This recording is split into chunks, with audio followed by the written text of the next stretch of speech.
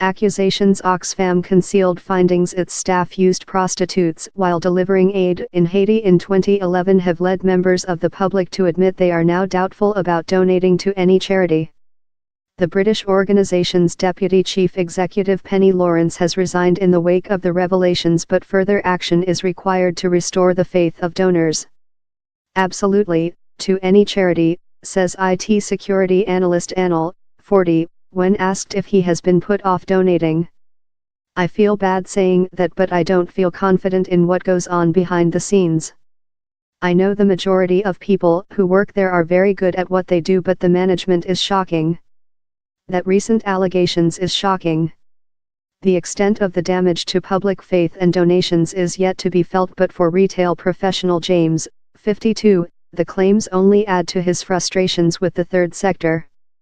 My wife has said she definitely will not give money to Oxfam now, he says.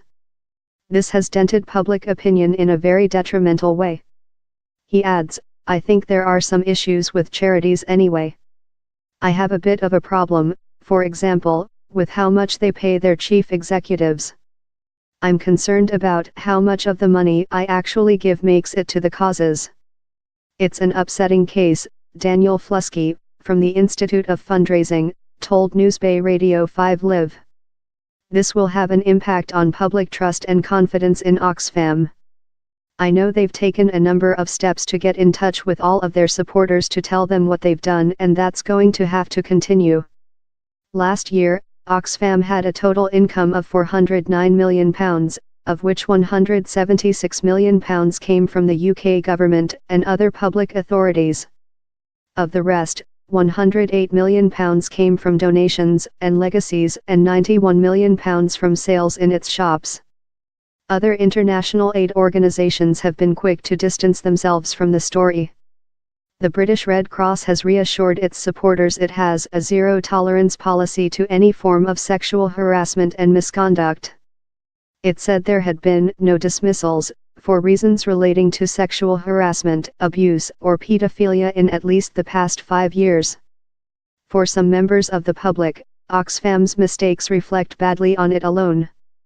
Account manager Laura, 39, insists the accusations would have no impact on her decision to donate to other organizations. No, not at all, she says. Definitely not. I only really select a few charities to donate to, and Oxfam isn't one of them, she adds. If it was a different charity, then yes, it would affect my decision to donate to them. Aid organizations must now be seen to be making real strides to improve transparency as they bid restore the public's faith. I think all charities now need to subscribe to some sort of governance and compliance, and it needs to be available to the public whenever they want to see it, Anil adds. Who gets what bonuses are there, where is the money allocated to? There should be internal auditing by an external company to see exactly where the money is going and what it is being spent on. The concern for many in the sector now is about the long-term effects of the story, and experts are warning against complacency. Conservative MP Paul Scully, who sits on the International Development Committee, said the scandal could have wider implications for international aid. The long-term concern about this is the risk of people not wanting to donate to charities that do amazing work across the world, and also to those people that it becomes another argument about why not to spend money on international development. There is a disincentive in the system for charities to be more transparent because charities are competing against one another for donations, and so that means there is the fear that if something tarnishes their reputation, it may affect their donations. Mr. Flusky said charities need to think about public trust and confidence in all areas of their work. He said organizations need to make sure they are open and transparent and working to the right values.